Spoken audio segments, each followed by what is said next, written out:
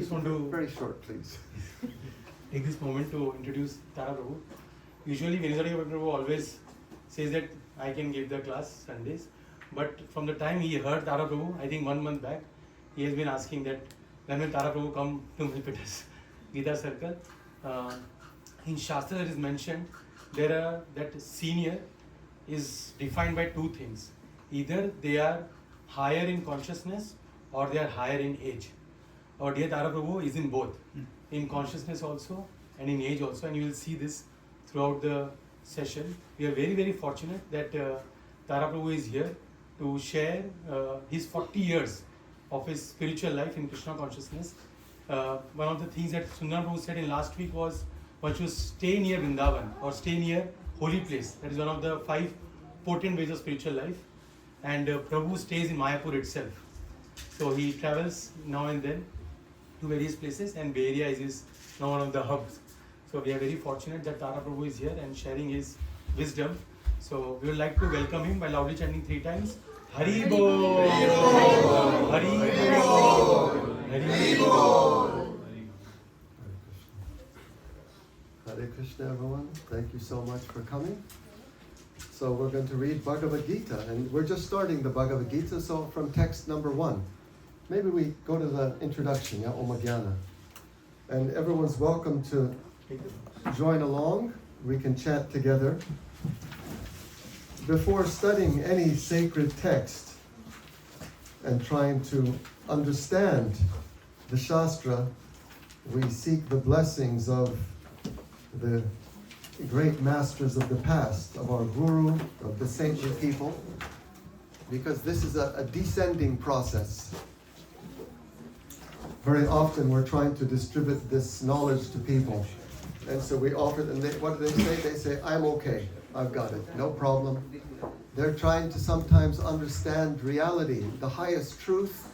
Maybe they're trying to understand the highest truth, that's also a rare soul.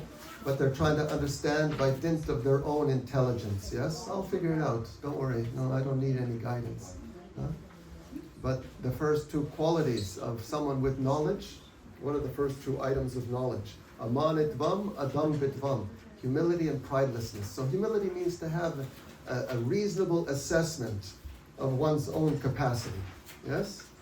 So if someone is thinking, I'll figure it out by myself, that's not a good starting point. A good starting point is, life is a little confusing. I'm not sure I'm going to figure this out by myself. Who am I really? My deepest identity? How I ended up in this world? What is the highest goal? What is the goal of life? How can I achieve the highest happiness? And the Shastras give us vivid examples, very graphic examples, to help us to understand these points. Who's the creator, the engineer of the universe? Any engineers in the room? Ha ha ha. Who's the engineer of the universe? Krishna's the remote cause. Krishna's playing his flute and he's arranging for others to take care of that work. He's empowering others. So this person has 4 heads. Who is the engineer of the universe? Brahma, yes? 4 heads. In this universe he has 4 heads. It means he's got a lot of intelligence packed in there. In fact, it's said that his body, just as our body is composed of a mix of subtle and gross elements. Some earthy, solid elements, some liquid, some fiery element, yes, some air, and some subtle elements also, the mind, the intelligence, the ego. So our body is constituted of a mix of these elements, yes? Brahma's body, when you go to the higher regions of the universe, the living entities have bodies which are constituted of the more subtle material energies. And Brahma's body, they say, is constituted of the element of intelligence. So he's super intelligent. And now he was taking birth. He took birth from the lotus stem, which grew from the belly of Vishnu. Yes?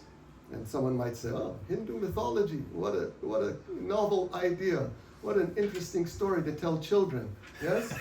God is creating, and how is he doing it? He's laying down, and from his navel is some stem is growing, and a lotus flower is coming, and Brahma is appearing atop that lotus flower. Mythology, people will say, yes? I think it's okay. Before I touched it, it was fine. So, Krishna, he's not like some German engineer who's thinking, let me think, what is a practical way to accomplish this task, you know? So the German engineer has the limitations. First of all, the limitations of resources, the limitations of the laws of nature. I would like to create a beautiful floating home, and it'll have all these features. Sorry, the law of gravity just won't allow it, yes? So Krishna has none of these limitations. And Krishna is unlimitedly artistic, yes? Who's the most artistic person? Must be God, yes? God is Bhagavan. Bhagavan means the person who has 6 qualities unlimitedly. Unlimited beauty, unlimited knowledge, unlimited fame, unlimited power. Did I say power already? Unlimited renunciation, unlimited one or two more. So Krishna also has unlimited artistry, yes? And if we look at the material world, we see, wow, such artistry, yes? He's painting the sky, beautiful colors. All of the stars are sparkling in the sky. So his artistry is also manifested when he's creating the material universe. He's not limited by the laws of nature. He creates the laws of nature. So he creates the material world in an artistic way. He lays down, and from his navel, a lotus flower is coming, and Brahma's coming up atop that lotus flower. Can I confirm that empirically? No. But from an artistic point of view, it makes sense that Krishna would do things in an artistic way. He's not bound by any sort of limitations. So Brahma, he takes birth atop this lotus flower, and he suddenly finds himself existing. And so what's the question he asks? What does he ask? What's on Netflix? What does he ask? What should I just run around without any understanding? He says, what am I doing? What's life all about? He's inquiring. Who am I? How did I appear here? What is my purpose? So he hears a voice from the sky. Tapa, you must perform austerity, and then you'll be granted with an understanding. So the point is that even Brahma, with his vast intelligence, he couldn't figure it out by himself. He required revelation.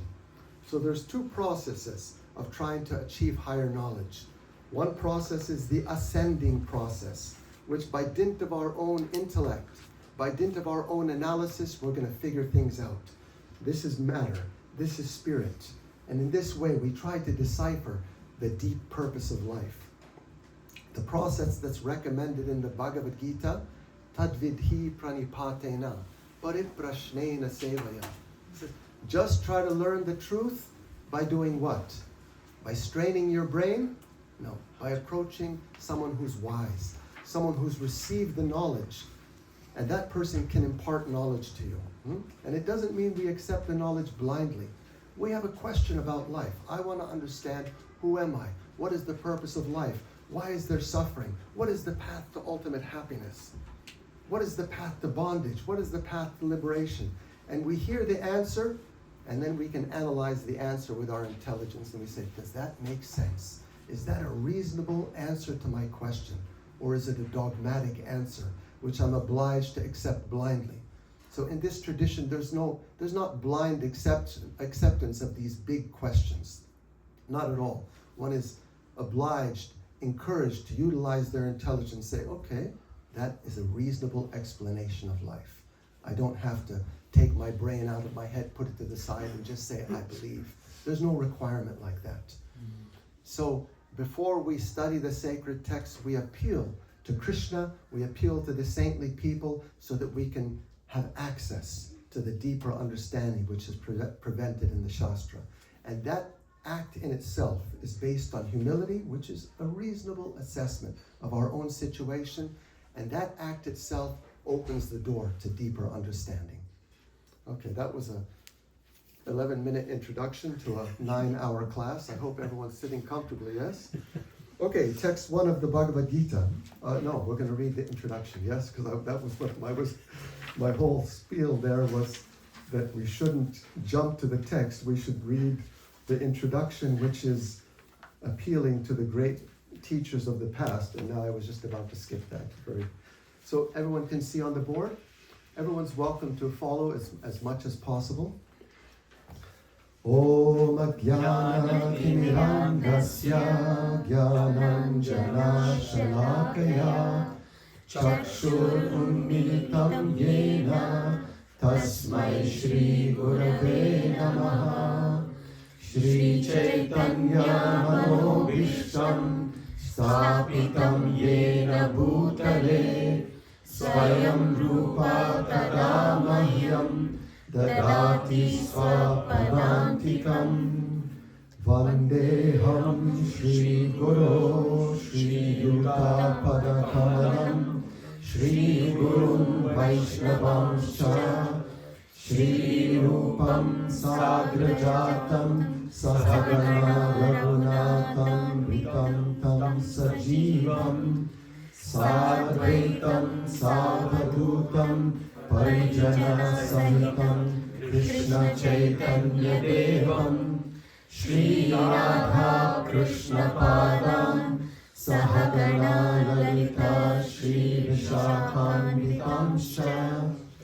He Krishna Karuna Sindhu Dinabandho Jagatpate Gopesha Gopika Kanta Radha Kanta Namostute Tapta Kanchana Gaurangi Radhe Vrindavaneshwari Vrishabhanu Sute Devi Pranamami Hari Priye.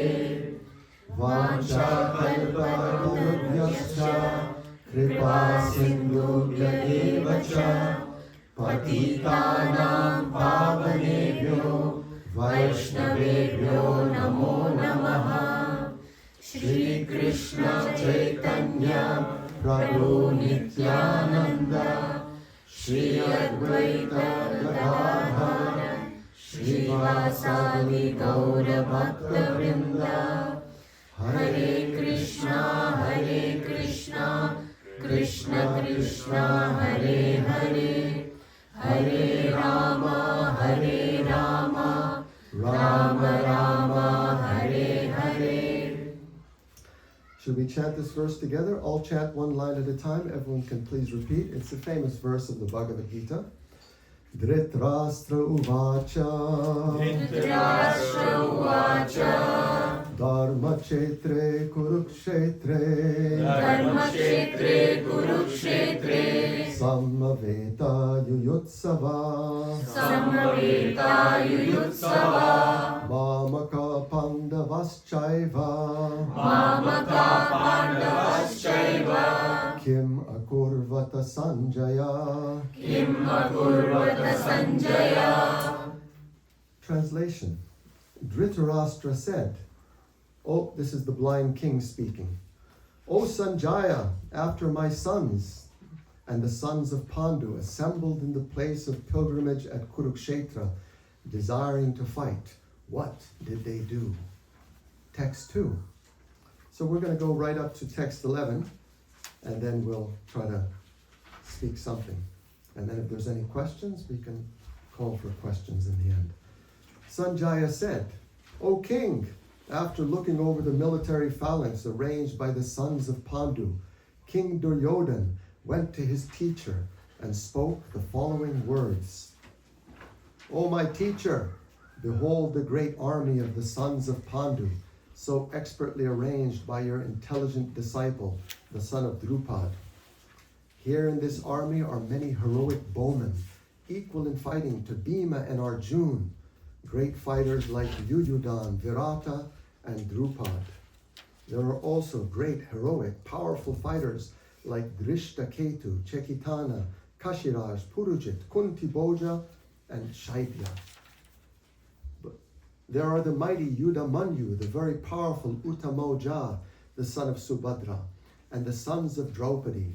All these warriors are great chariot fighters. But for your information, O best of the Brahmanas, let me tell you about the captains who are especially qualified to lead my military force. There are personalities like your good self, Bhishma, Karna, Kripa, Ashvatthama, Vikarna, and the son of Somadatta called Bodhishrava, who are always victorious in battle. There are many other heroes who are prepared to lay down their lives for my sake. All of them are well equipped with different kinds of weapons, and all are experienced in military science. Our strength is immeasurable, and we are perfectly protected by grandfather Bhishma, whereas the strength of the Pandavas, carefully protected by Bhima, is limited. Now all of you must give full support to grandfather Bhishma as you stand at your respective strategic points of entrance into the phalanx of the army. Mukam karoti vachalam pangum langayate girim yat kripa tamaham vande Shri Gurun Dinatarinam Paramananda Madhavam Shri Chaitanya Ishwaram. So this is setting the scene of the battle, yes? All of the great warriors have assembled. And it's a pretty clear distinction who the good people are and who the bad people are, yes? On one side you have the Pandavas. Who's the lead Pandava? Who's the eldest brother? That's Yudhishthira. Dharmaraj, yes? He's Dharmaraj. He's perfect and pure, as well as the other Pandavas, pure souls. And on the other side, the very personification of impure, the very personification of evil, Duryodhana, and his clan, his wicked clan. It was a clear case of good versus evil. Dhritarashtra also became implicated because of his foolish attachment to his sons. Yeah? And he engaged in heinous acts against faultless people.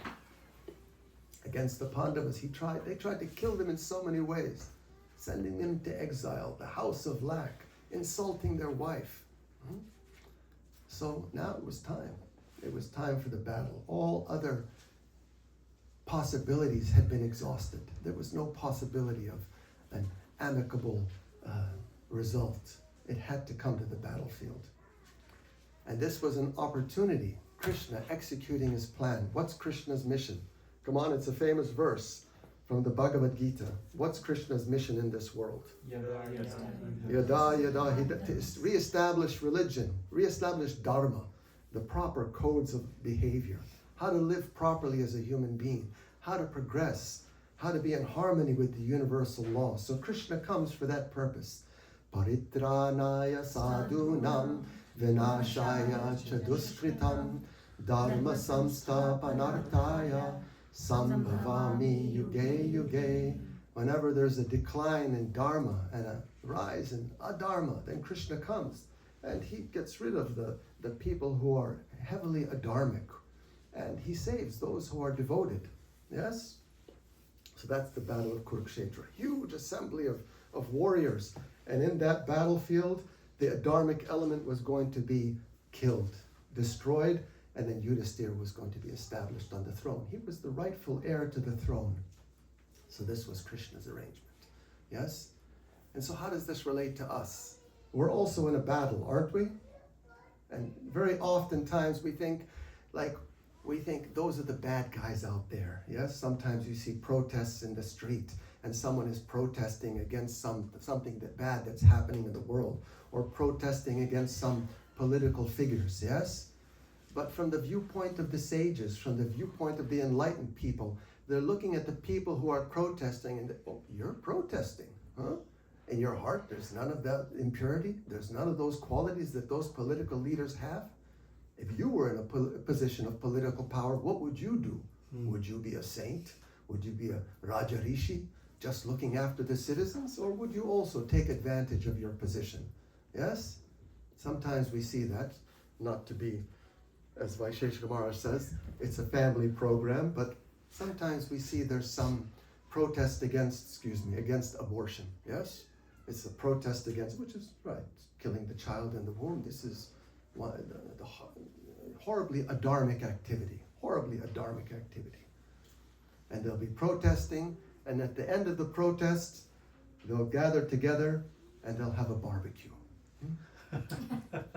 Yes, this happens actually. They'll have a barbecue. Yes? So they're making that distinction. This life is sacred. The child in the womb is sacred. The animals, totally disposable. We can torture them, we can kill them. Yes? So people are all protesting, looking outward. What is the fault in society? What is the fault in others? And always identifying, I'm with the good side, yes? But a thoughtful person, a person who's interested in spiritual enlightenment, a person who's interested in achieving higher consciousness, they don't look outward so much in terms of the discrepancy in others. Sometimes we have to. Some people are obliged by their position to see what is the shortcoming in this person. Who's my ward? Who I'm looking after? Who I'm supposed to guide? Just like a father or a mother, they have to see what is the shortcoming in the child, and with a loving mood, they have to correct the shortcoming. That's their job, yes? The guru has to see what is the shortcoming in my disciple. And the guru has to point out the shortcoming and correct the disciple's mentality. That's the job of the guru, of the mother, the father. But very often it's just gratuitous, looking out and seeing what is the shortcoming in others, what is the shortcoming in others. And our mind can become absorbed in that loop of looking for the shortcoming in others, the fault in others. And in the 16th chapter, can we pull it up? 16:1, 1 through 3. The 16th chapter of the Bhagavad Gita, what is it entitled? The Divine and Demoniac Qualities. Yes, this is the 16th chapter of Bhagavad Gita. So 16:1 through 3, pretty much the whole chapter is dedicated to what are the bad qualities in living entities. But the first 3 verses, we can maybe make it a little, okay. The Supreme Personality of Godhead said. Now here are the divine qualities. This is a list. And we can look at this list and we can say, how am I matching up to this list? Because this is where any progressive human being, anyone who knows their real self-interest, this is where they want to go. The Supreme Lord Krishna said, fearlessness, purification of one's existence, cultivation of spiritual knowledge, charity. This is universal principles, universal qualities. It's not a question. This is Hindu Dharma. These are universal qualities. Anyone who's trying to progress spiritually has to come to the point of having these qualities, regardless of which path they're following. Self-control, performance of sacrifice, study of the Vedas, study of the wisdom books, austerity, simplicity, non-violence, truthfulness, freedom from anger, renunciation, tranquility, aversion to fault-finding, compassion for all living entities, freedom from covetousness, gentleness, modesty, steady determination, vigor, forgiveness, fortitude, cleanliness, and freedom from envy and from the passion for honor. These transcendental qualities, O son of Bharata, belong to godly men, godly people endowed with divine nature. These are the qualities of the soul. That's the qualities each and every one of us possess. And are we all experiencing these qualities right now? Maybe some of them to some degree, yes? But I look at the list and I think, oh my God, that's a mountain to cross to come to the point of but this is the platform of real happiness. This is the platform of real freedom. Everything else is a huge burden sitting on our head. Yes? So we hear in the Bhagavad Gita, Krishna saying, I've come to annihilate the miscreants and I've come to save the devotees, to save those who are godly. Yeah? But in the Kali Yuga, Krishna has a different mission. Krishna appeared as Chaitanya Mahaprabhu. Who here knows who Chaitanya Mahaprabhu is? Anyone? Okay. We all know who Krishna is. Krishna is Bhagavan. He's the Supreme Lord. And Krishna, he comes whenever there's a decline in religion. So 550 years ago, approximately, Lord Krishna appeared personally as Chaitanya Mahaprabhu, seeing the pitiable condition of the souls of this world, how the souls of this world are so burdened by bad qualities, because this is the age of Kali. It's not surprising. Yes, we look and people are saying, oh, what's happening in the world? It's so horrible. It's so, so you're surprised? It's winter time and it's cold. Are you surprised? In the winter time, it's cold. So in the Kali Yuga, it's expected that the world is going to be flooded with bad qualities, flooded with conflict on every level. Yes? Internal conflict, yes, that fight that's going on between our higher self and our lower self, conflict in the family, conflict in the community, conflict in the nation, conflict between nations. If we had the capacity, we'd start fights with other planets. We're not there yet. We're working on it. If we find life on other planets, then we'll invade and plant the flag. Yes? Even a football game, something, just a football game, but they put an electric fence in between the fans of one team and the fans of the other, an electric fence, because there's hatred between, they don't even know each other.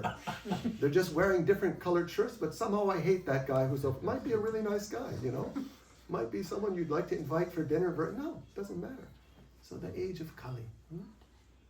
So Chaitanya Mahaprabhu is Krishna himself, but he's coming with a completely compassionate heart, the heart of Srimati Radharani.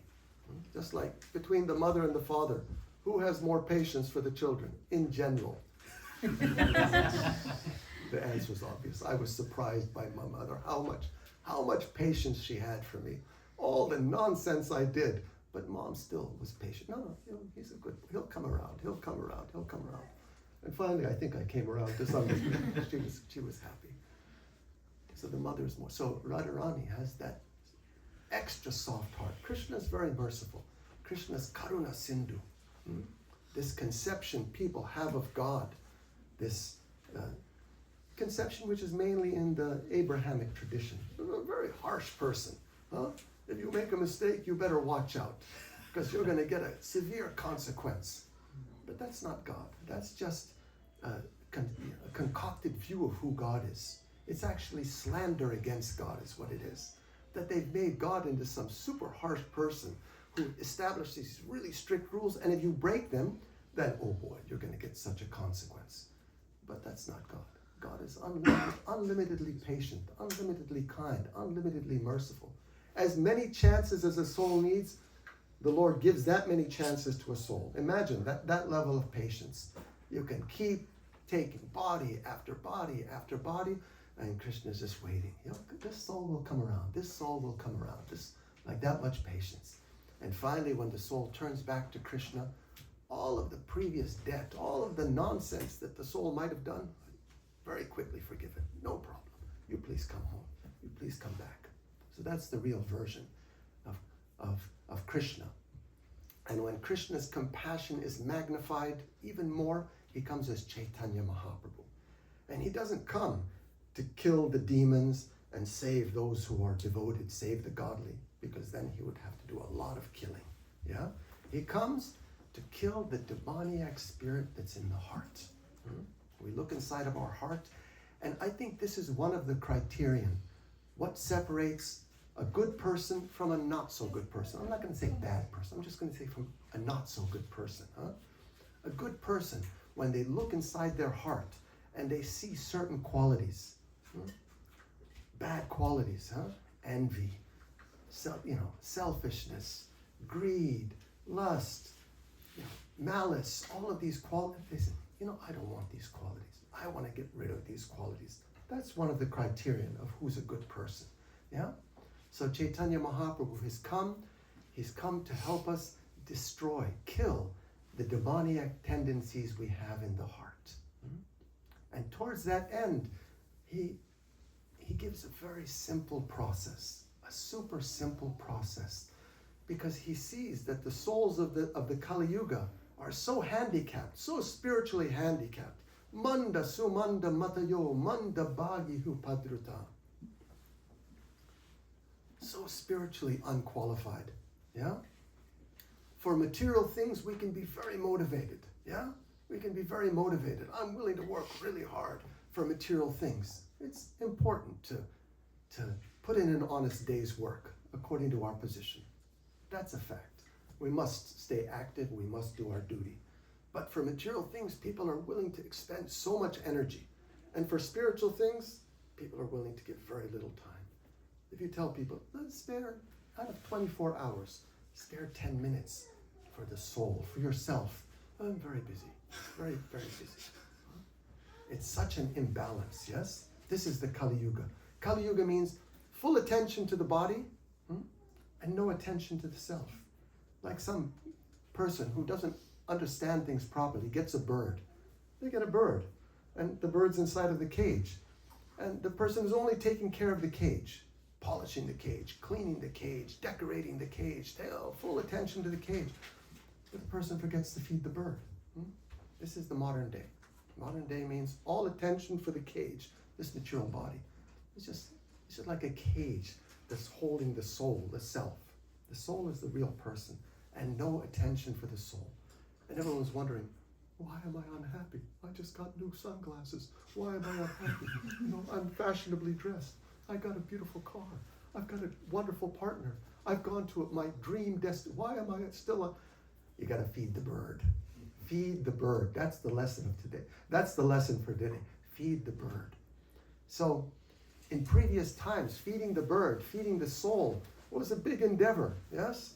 You had to go off somewhere to the mountains, engage in such austerity, so much self-control, so much discipline. No eating nice food, not warm, affectionate relationships with others. We want to renounce all of that. Very, very austere practices were required in order to purify the hearts. But Chaitanya Mahaprabhu, Krishna, in his most munificent, most generous, most kind manifestation, says, these people, I'm going to give them the easiest process, a process that anyone can do. And that process is so powerful that it takes the garbage off the soul. It takes the dirt off the mind. And what is that process? Hare Nama, Hare Nama, Hare Nama eva kevalam, kalo nastyeva, nastyeva, nastyeva, gatiranyata. Anyone can do it. Chant the names of God. If someone has a tongue and at least one ear, they can chant the holy names of God. And the holy name of God is God himself. Non-different. And Krishna, he's the supreme pure. Yes? In the Bhagavad Gita, Arjuna is appreciating the beauty, the power, the wonder of Krishna. And he says, Param Brahma, Param Dhamma, Pavitram Paramam Bhavan. He says, you're the supreme Brahman, the supreme person. You are supremely pure. Pavitram, supreme pure. And the name of God is non-different from God. There's no difference. So if you come in contact with the supreme pure, then what happens? You become purified. You become pure, free from all of this burden, the burden that we're walking around with, yes? And that's freedom. That's real happiness. The process is simple. Anyone can do it. And it just requires that we give it some priority in our life. That's all. Some priority. This process of hearing is very powerful. Because we're hearing something, yes? Sometimes we're just obliged to hear things. We go to work and we have a business meeting and someone said, we can't just pull out the Bhagavad Gita. I'd like to interrupt this meeting and I'd like to share some shlokas with everyone. No, that's really not the time. At that time, we're just hearing some other topic, how to move the business forward, how to come up with a new formula, whatever happens in those meetings, right? But some time of the day we dedicate, no, this is my sacred time. This is my time when I just feed the soul like that. And towards that end, it helps a lot to have at least one friend. At least one friend. Maybe two, maybe three, maybe four. And we say, we get together every day. And like clockwork, we designate this time of the day that we hear and chant together. We pull out the Bhagavad Gita and we read together the Bhagavad Gita. How long does it take to read just the translations of one chapter of the Bhagavad Gita every day? Anyone can say approximately 10 to 15 minutes. Maybe 10 minutes. If you read the 12th chapter, 20 verses, it's 6 minutes. 6 to 12 minutes a day. Anyone can spare 6 to 12 minutes a day for ourselves, for the soul? That's a good investment of time. I won't say it's a good investment of time. It's a perfect investment of time. Yeah? Perfect investment. And it's not theory. It's not some belief system. This is the science of how to turn unhealthy consciousness into healthy consciousness. It's the science of how to do it. And as we take the medicine, then we practically, tangibly experience how, my consciousness is improving. I'm a little more free than I used to be. I'm not as burdened by the desires that I don't desire. Yeah? Anyone have desires they don't desire? Or is it just me? Anyone else? Yes, we have some desires we don't desire. Like, what is that nonsense, This loop going on in the mind, right? We have desires we don't desire. Why? Because they're not good for us. We know this is the dead end. It gives some temporary satisfaction and leaves me feeling empty. Yes? So this is the process of how to unburden ourselves. Simply through hearing spiritual sound. Chant some Hare Krishna. Hear the sacred Shastra. Yeah? And do it with a friend or two at a designated time every day, and we'll tangibly experience the benefit. Yeah? And then we can win the battle. This is the battle of Kurukshetra. And Krishna was on the side of the Pandavas. Yatra Yogeshwara Krishna, Yatra Partha. This was the conclusion. The first question was, they all assembled on the battlefield of Kurukshetra, right? And Dhritarashtra was hopeful. Maybe my sons, what a silly hope. My sons will become victorious. Huh? Okay, sure, Krishna's on the other side, Arjuna's on the other side, Bhima's on the other side, but maybe my sons, the nonsense Kauravas, will be successful, victorious. And the last verse of Bhagavad Gita, Sanjay is speaking to Dhritarashtra. He's telling him, he's giving his conclusion. Like, you're very hopeful your sons might be victorious, yes? You're thinking like that. He gives his Yatra Yoga, wherever there's Krishna, the master of all mystics, wherever there's Arjuna, there will certainly be victory, extraordinary power and morality. And then Dhritarashtra, oh no, my sons are finished. That's it. So we take Krishna on our side, yes? Right now we're trying to fight the battle alone, to some degree. But Krishna doesn't recommend you fight the battle alone. Krishna says, no, I'm here. I'm the all-powerful. You take shelter of me. You don't depend only on your own strength. You depend on my strength, yes? By my grace, you will cross over all the obstacles of this world, and you'll achieve success. So this is the essence of Bhagavad Gita. It's very clear. You take shelter of Krishna. He's the Supreme Lord. And the good news is that the Supreme Lord, someone who's all-powerful, all beautiful, has all knowledge, he's our best friend. That's a good friend to have. He's each and every one of our best friend. Suridam sarvadehinam. Yeah? He says, I'm the most well-wishing friend of every living entity. Oh, but me, I've done so many bad things. Me, I have such... No, Krishna doesn't care. Krishna's adosha darshi. What does adosha darshi mean? We're not seeing the faults. Thank you very much. Yes, adosha darshi. Yeah? Krishna, he doesn't see the faults. Yeah? We see our faults. Oh, my faults, and we smack ourselves on the head. Krishna doesn't see our faults. He just sees the good quality. He sees the sincerity. He sees the effort. And what does he do with that? He magnifies it. Oh, just see how this person is trying. And Krishna. Anyone here have young children? Anyone? Yeah? Yeah? You see your child is trying, you're satisfied. Well, you're doing great. You're doing great. Yeah? They're trying to walk. They're stumbling along. But the nature of the parents, you're doing great. Keep going. As Krishna is like 1,000 mothers. That's what Krishna is. Like 1,000 mothers. That much encouraging. So this is the teaching of the Bhagavad Gita. We take shelter of Krishna, and Krishna helps us to overcome all of these internal obstacles. And we focus on that. Yeah, we focus on that. That's human life. And when we do that, then we solve the problems of life. And we go back to our real life, which is to be with Krishna. We're not meant to struggle hard. We're children of God. Should the children of God be struggling so hard for having a roof over their heads and food and anxiety, like, how am I going to pay the bills, or how am I going to work this out, whatever, Well, no, children of God. We're meant to sing and dance and play and feast with Krishna in the spiritual world. That's our real life. And it's a simple path to get there. It's not easy, but it's simple. Thank you all so much for your kind attention. Hare Krishna. Does anyone have any questions or... Yes, Prabhu. Oh, thank you. I'm so glad that you could come today and share your wisdom. Prabhu, I had one question. You started the topic that Duryodhana was a bad guy. So I was just thinking that he didn't even know that how there were some impurities in his heart, which was coming out in the form of some actions, and he was not aware. But in our life, somehow we know that these are things that needs to be fixed, or path of Krishna consciousness is important. Both of these things are somehow we know, but we are not able to act on it. So just wanted to ask, why is it like that, and how we can overcome both the things? Yeah. there's a saying in English, bad habits die hard. Yeah?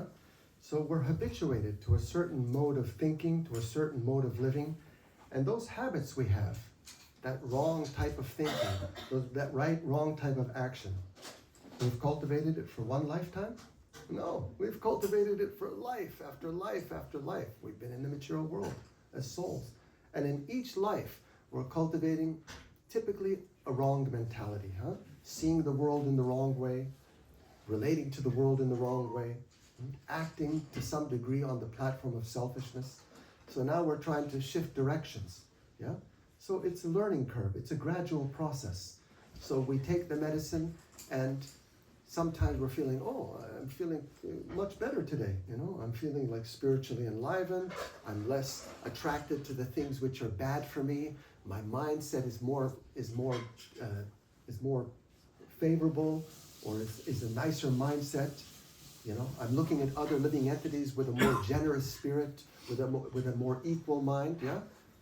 And then the next day it's like, what happened to my mind from yesterday? What happened to my situation from yesterday? Again, the symptoms of the disease might come up again. Yeah? So that's natural. As someone is taking their medicine, they go through ups and downs. And the good news is that the medicine works, and eventually, by our effort and by Krishna's grace, we will overcome all of these challenges, both in terms of how we look at reality, look at the world, look at other living entities, and in terms of our own actions. So it's a gradual process. Adao Shraddha. One has some appreciation. Oh, there's something here. This is something profound and beneficial. Adao Shraddha Tata Sadhu Sangha. Then you associate with people who are spiritual minded, and you learn more from them, and you imbibe their way of living, their values. And then you take up the process seriously. Now I'm going to take up this process seriously because I understand this is the only thing worthwhile. Everything else is a dead end. Dead end. Our Maharaj was giving the example of Alexander the Great. It's a nice example. That man did some stuff, yes? He had a good resume, don't you think? Yes? He was a conqueror, great conqueror. He told his ministers, when I die, I want you to have my hands sticking out of the coffin, facing up. And I want the best physicians in the kingdom to be my pallbearers. That was a man who really accomplished a lot. He had a lot. And he said, but you leave empty-handed. You leave with nothing, and all of your material endeavors, the greatest doctors in the kingdom can't save you from that fate. Yeah? But this is something which has tangible benefit, which is the only thing worth struggling hard for. Other stuff are just things we have to do. We have to take care of our worldly duties. And we do it with attention, we do it with heart, but it's not our top priority. So we attend to our practice. And then there's the long stage of anartha nivriti. Anartha means something that's unwanted. Yeah? There's some things which are unwanted in our life. And this is the process of gradually cleansing those unwanted things, the unwanted habits, the unwanted modes of thinking. And so some patience is required. And then someone comes to the platform of nishta, being fixed. Yeah? The disease will be cured by our effort, our adherence to the prescription and the lifestyle and the diet which is given by the doctor, the spiritual master, and the great acharyas. And some patience. Yeah? Some patience. I think I addressed your question. I'm not sure. Or maybe I over-addressed it. Anyone else? Prabhu, I don't have a question, but thank you for a wonderful class. I just wanted to listen from you about Prahlad Maharaj's faith in Krishna. I would love to, we would love to get some insights from you. Yeah, Prahlad Maharaj, he's a very famous personality, and he received the blessings of his guru. He was extremely advanced, and he was completely fixed in his conviction that Krishna is my protector. This is one of the symptoms of surrender, Sharanagati, the 6 symptoms of surrender. I'm going to forget them. But we accept those things which are favorable for our spiritual progress. That's one of the symptoms of surrender. And the things which are unfavorable, which don't do us, which are to our detriment spiritually, we reject those things.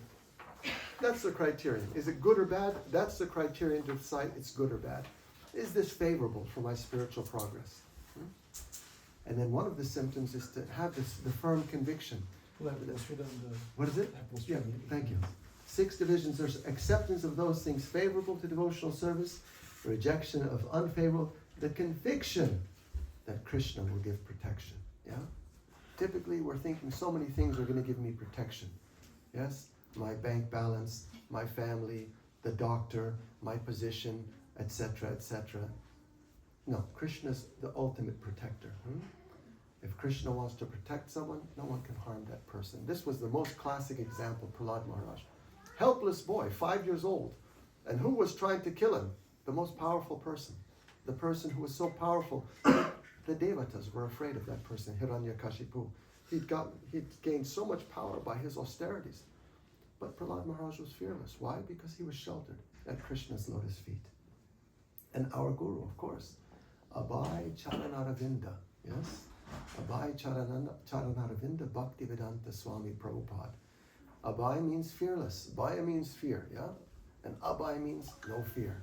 And why is a person fearless? Why? Because they went to the gym and they have strong muscles, or because they have position? No.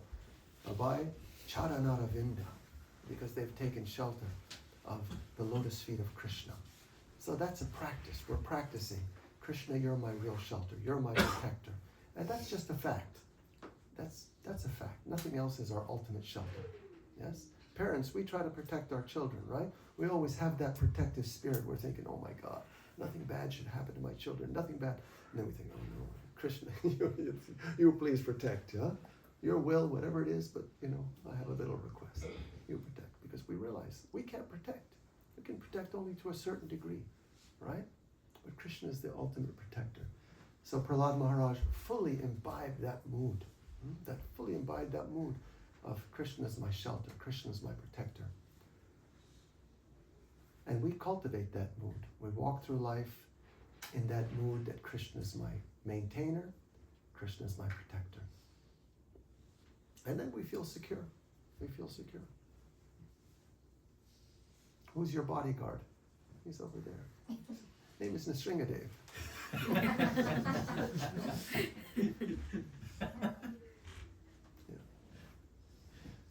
Nrsingadev. And Krishna, he takes great pleasure in protecting those who are devoted to him. He takes great pleasure. Just like Hiranyakashipu could have been killed by whatever, any way. Krishna could have just given him brain aneurysm and he was then flopped over and died. Yeah? But Krishna personally came to protect his devotee. Personally he came because he takes great satisfaction. No, I will come personally and protect my servant, my devotee. Because Krishna's Bhakta Vatsala. You want someone who's sold out to you. That's what we want. We want to love perfectly, and we want someone who loves us perfectly, yeah? So Krishna's Bhakta Vatsala. He's willing to move heaven and earth to take care of those who are devoted to him. He's willing to break the rules, break his promise. Who cares about my promise? I support my devotee, yeah?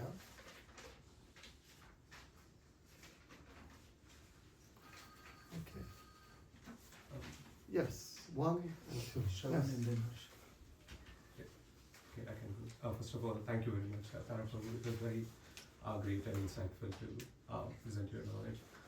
So I just had this question about like when to act and when to let go. For example, in our professional life as well as out in the society, when we step out, we come across these situations where someone might want to pull us into argument, or someone might be doing some wrong things, or as simple as someone might do a mistake when we are driving, they cut us through and they blame us, or and like curses or things like that, right? So when do we let go of those things, and when do we actually get back at them? Like when do we, I always think that, okay, I should let it go, I shouldn't argue back, but if we don't argue back, I feel that they might repeat the same, or they might...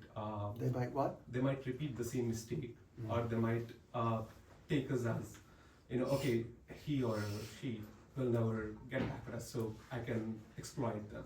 Let's say, for example, right? So how do we decide like when to speak back and when to let go of it and okay, I'll leave it to God. How do we make that call? Yeah, it's a very good question, and it's a question which relates to all of us, because all of us are faced with so many circumstances. It requires some discernment, yes?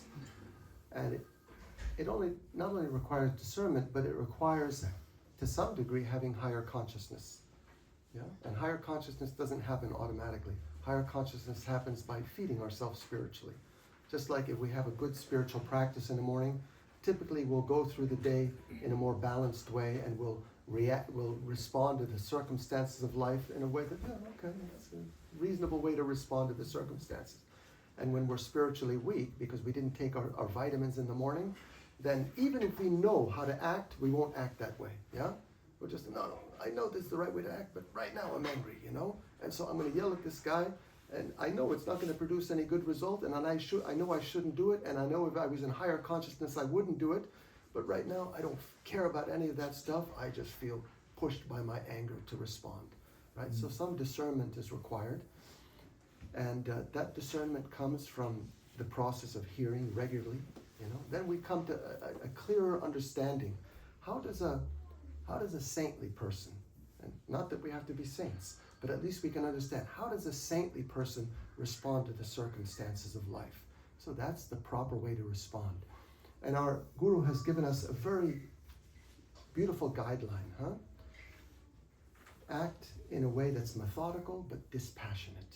It's not an easy thing to do. Typically we invest our emotions, right? We get right into it, we get lost in the drama of life, and suddenly we find ourselves with the face flushing, and we're angry, and the blood is boiling, or we responded in a way which wasn't good. And in the course of doing that, what's happened is we've missed the most essential lesson of the Bhagavad Gita. The lesson which the instruction which Krishna is giving twice in the Bhagavad Gita. Which instruction is Krishna giving twice in the Bhagavad Gita? Someone else, anyone. Twice. Imagine, 700 verses, the Bhagavad Gita. An instruction is so important that he gives it twice. Manmana bhava madbhakto madhyaji mam namaskuru. Always think of me.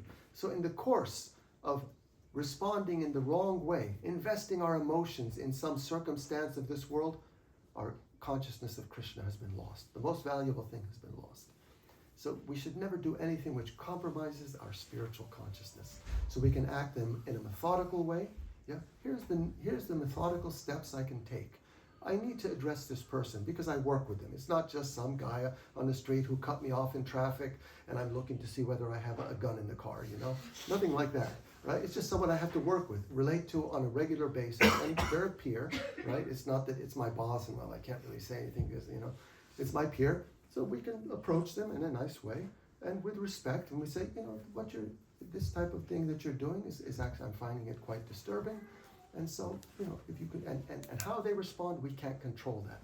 But we've acted in a methodical way. We've taken reasonable steps. And as we learn, once we get married, I think we definitely learn it, we can't control the mind of another person.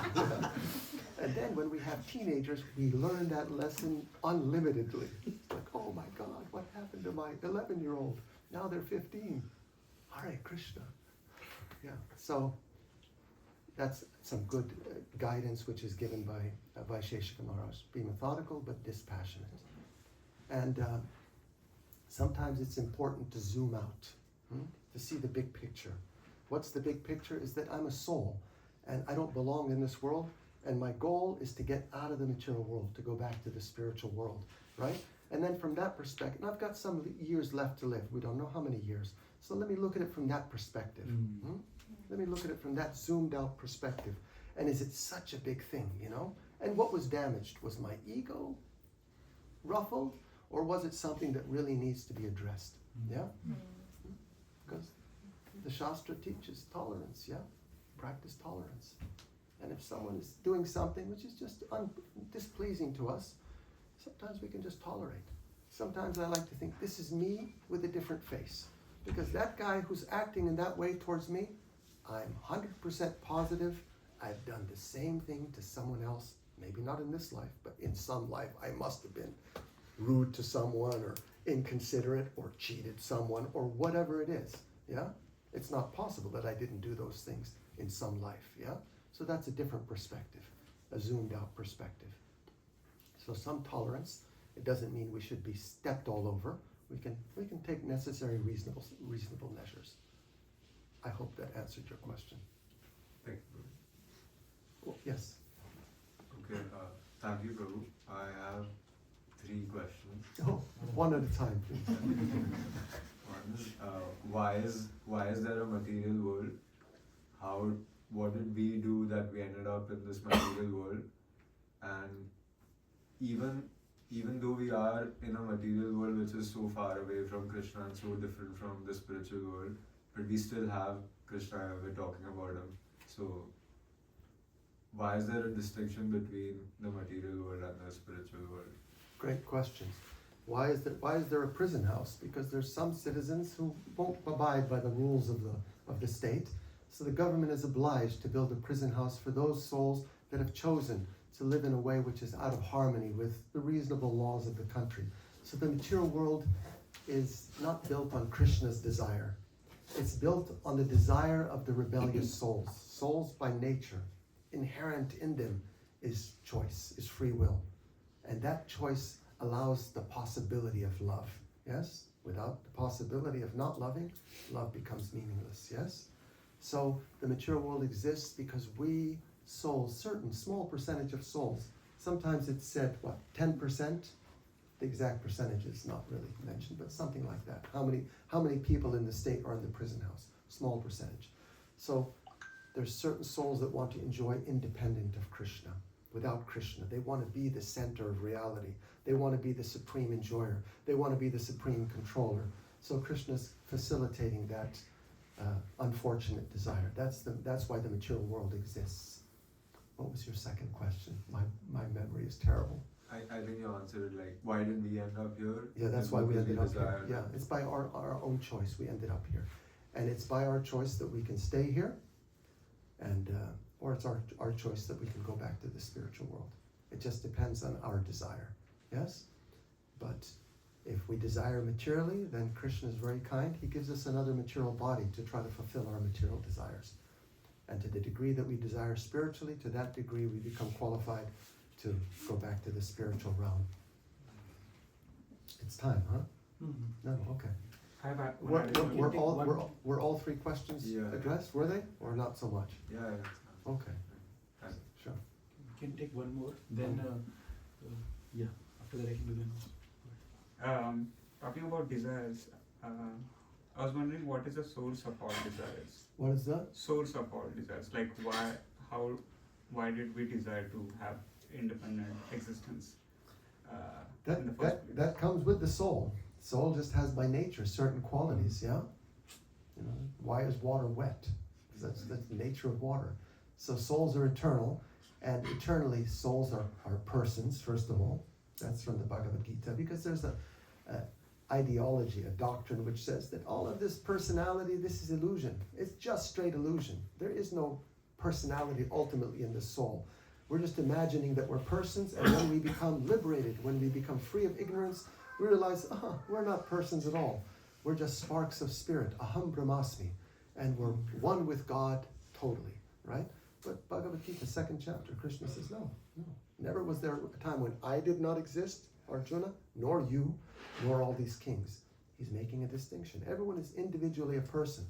But right now our personality is covered by matter, by a material mind.